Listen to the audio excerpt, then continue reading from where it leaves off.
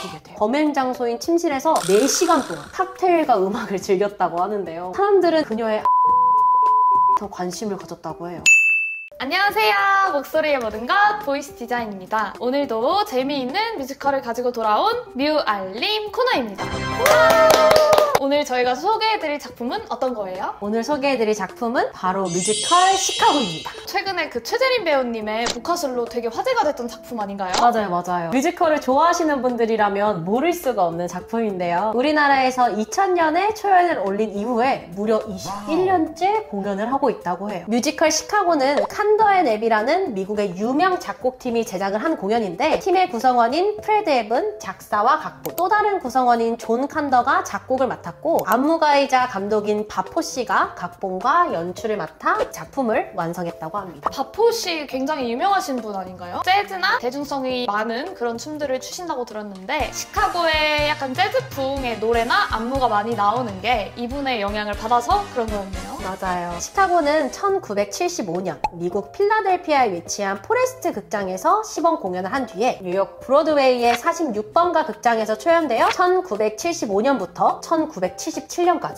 936회의 공연을 했다고 합니다. 공연 횟수가 진짜 많네요. 그 이후 1979년 런던의 웨스트엔드에서도 총 500회의 공연을 하면서 아주 성공적인 데뷔를 하게 되는데요. 이 웨스트엔드는 영국 런던의 중심지인 웨스트민스터와 캠던에 걸쳐서 위치하고 있는 극장가예요. 브로드웨이와 더불어서 전 세계적으로 유명한 연극과 뮤지컬의 메카로 뮤지컬 지저스 크라이스트 슈퍼스타, 마틸다 등 여러 유명한 작품들이 이 웨스트엔드에서 만들어졌어요. 이후에 1996년에 리바이벌 되어서 현재까지도 공연이 계속되고 있는데, 브로드웨이 역사상 가장 오랫동안 공연된 리바이벌 작품이자 뮤지컬 오페라의 유령에 이어 브로드웨이에서 두 번째로 오랫동안 공연된 작품이라고 합니다. 이 작품은 모린 달란스 와킨스의 A Brave Little Woman 이라는 희곡을 각색해서 만들어졌어요. 모린 달란스 와킨스 작가는 시카고 트리뷴이라는 일간신문의 기자로 일했던 적이 있었는데, 그때 모린이 취재했던 두 가지 여성 살인자의 사건을 바탕으로 이 희곡을 썼다고 해요. 그러면 그 두 명의 여성 살인자가 바로 이 뮤지컬 시카고의 록시와 벨마의 모티브가 된 인물들이겠네요? 맞아요. 록시아트의 모티브가 된 인물은 뷰라 아난이라는 여성인데요. 정비공이었던 알버트 아난과 두 번째 결혼을 한 뷰라 아난은 결혼 생활에 지루함을 느껴 불륜을 저지르게 되고, 내연남인 칼스텟과 다툼을 벌이던 도중 칼스텟을 총으로 쏴 죽이게 돼요. 뷰라 아난은 내연남을 쏴 죽이고도 범행 장소인 침실에서 4시간 동안 칵테일과 음악을 즐겼다고 하는데요. 사람들은 이런 잔인한 범죄 행각보다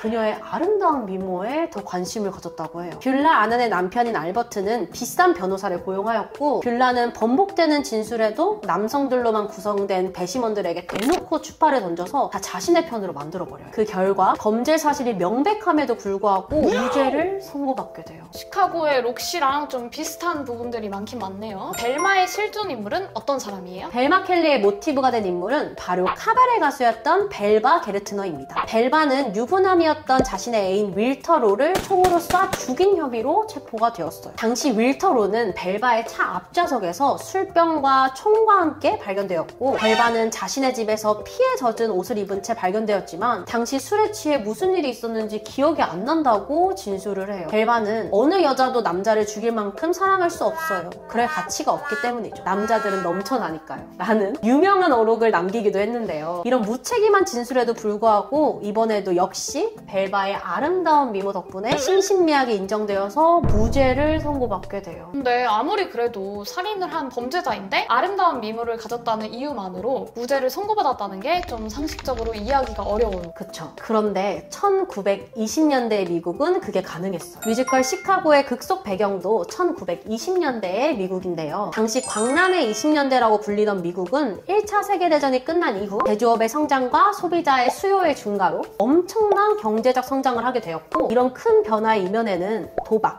매춘, 살인, 마약과 같은 여러 범죄들이 숨어 있었어요. 이런 혼란스러운 사회 분위기 속에서 타블로이드라는 신문이 엄청 인기를 끌었다고 해요. 타블로이드는 사람들의 흥미를 끄는 가십과 각종 사건 사고를 다루는 사진의 비중이 좀 더 큰 작은 사이즈의 신문인데요. 광고를 받기 위해 독자를 많이 확보해야 했던 신문사 입장에서는 각종 범죄 사건은 아주 훌륭한 콘텐츠가 되었다고 해요. 사건이 자극적이고 범죄나 범죄자에게 사연이 있을수록 더 인기가 많았어요. 이제는 왜 록시와 록시와 벨마가 살인을 계기로 스타가 될 수 있었는지 조금은 이해가 될 것 같기도 해요. 이때 분위기를 조금 더 이해하고 싶으신 분들은 같은 시대를 배경으로 하는 소설 위대한 개츠비나 영화 바빌론을 보시는 것도 좋을 것 같아요. 그러면 이러한 시대상을 블랙 코미디와 풍자로 풀어낸 뮤지컬 시카고는 어떤 내용을 가지고 있어요? 시카고는 벨마가 부르는 All That Jazz라는 오프닝 넘버로 막을 열어요. Come on, babe, 다 함께 즐겨봐.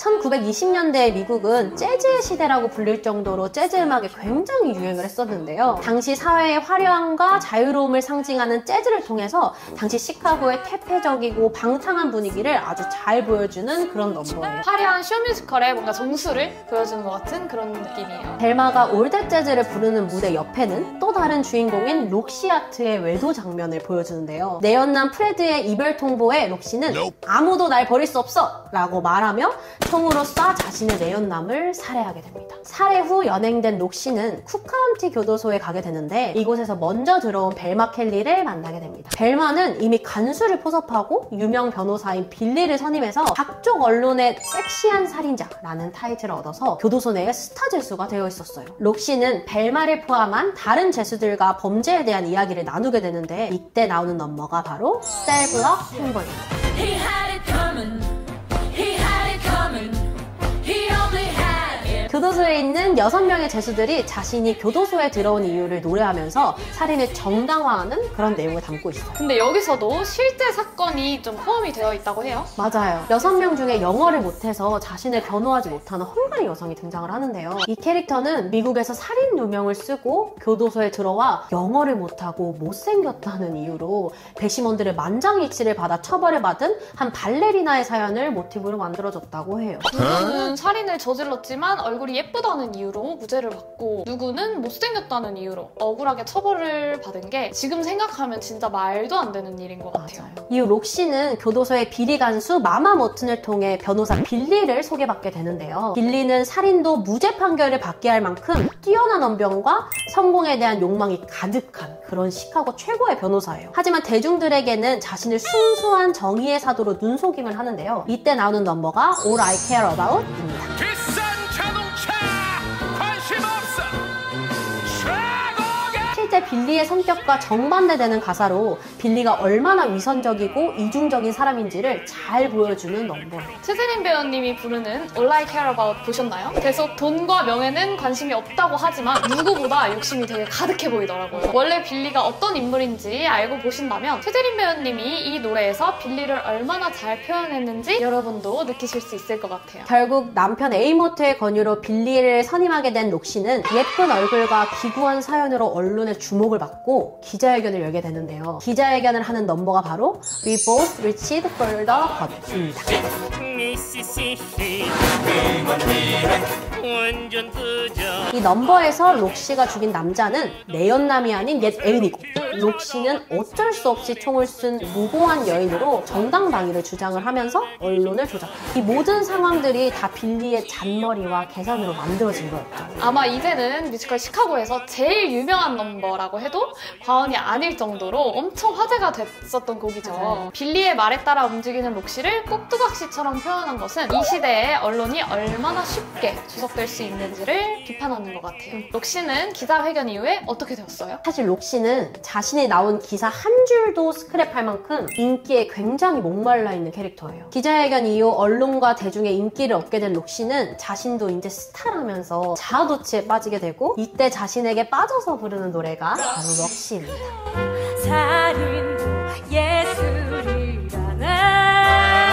언론과 대중이 만들어내는 스타의 허상을 풍자하는 아주 매력적인 넘버예요. 아무래도 블랙 코미디 뮤지컬이다 보니까 이런 사회를 풍자하는 장면이나 넘버들이 많이 포함되어 있는 것 같아요. 그러면 이제 인기도 얻었고 언론 조작도 했으니까 록시는 무죄 판결을 받았겠네요. 빌리의 전략대로 상황은 점점 록시에게 유리하게 흘러가면서 결국 록시는 무죄 판결을 받게 됩니다. 이제는 조작당하는 언론이랑 범죄자에게 열광하는 대중들이 좀 너무하다는 생각이 들어요. 맞아요. 하지만 곧 다른 스캔들과 사건들이 터지면서 스타 범죄자 벨마와 록시에 대한 사람들의 관심은 사라지게 되고 벨마 역시 비싼 변호사와 언론 플레이로 무죄를 받고 풀려나게 됩니다. 교도소 교도소 안에서는 언론과 대중의 인기를 두고 경쟁하던 록시와 벨마는 서로의 파트너가 되어서 자신들의 명성을 이용해 맥피커스 극장에서 함께 공연을 하면서 무대는 막을 내리게 됩니다. 오늘은 뮤지컬 시카고에 대해서 알아보았는데요. 풍자와 블랙 코미디가 무엇인지를 제대로 보여주는 그런 공연이었던 것 같아요. 평소 궁금했거나 알고 싶은 뮤지컬 작품이 있으시다면 댓글로 남겨주시면 감사하겠습니다. 그럼 저희는 다음 시간에 더 재미있는 뮤지컬 이야기로 돌아오겠습니다. 이번 영상이 재밌으셨다면 구독,